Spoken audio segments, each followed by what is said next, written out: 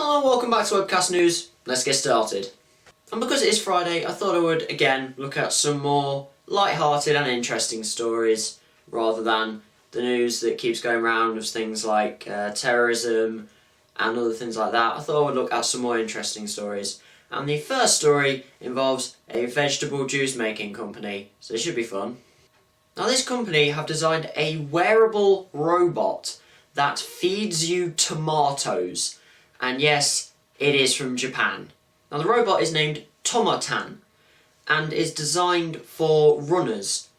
And the whole idea of this is that you put it onto your shoulders, the feet hang down, and you have a robot sort of going over the back of you like that.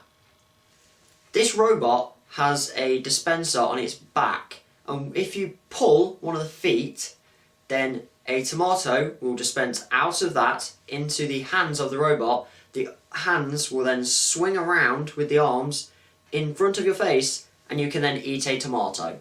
Now, as I said, this has been designed for marathon runners, and the Tokyo Marathon is actually this Sunday. So that is why this has come out, and they say it's tomatoes because it has high nutritional values, which helps to fight fatigue.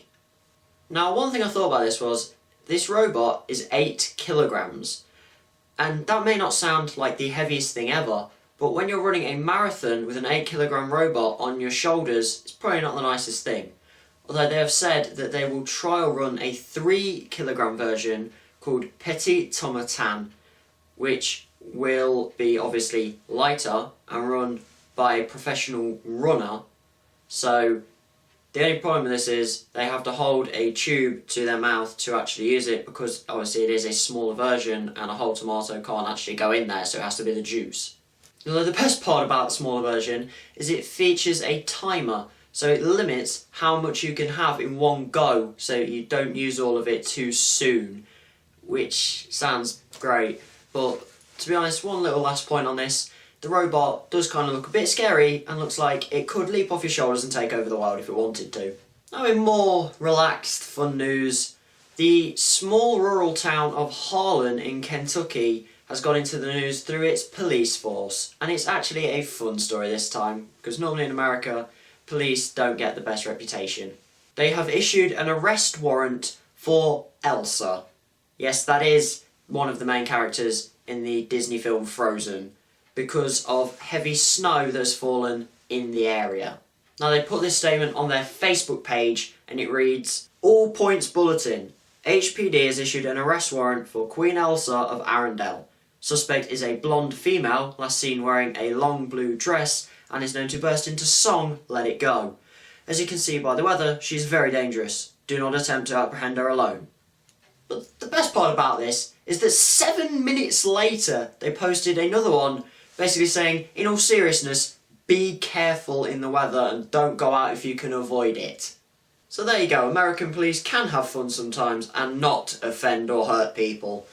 And now back to the UK with Starbucks news, where they are introducing alcohol and high market foods into their stores in the UK.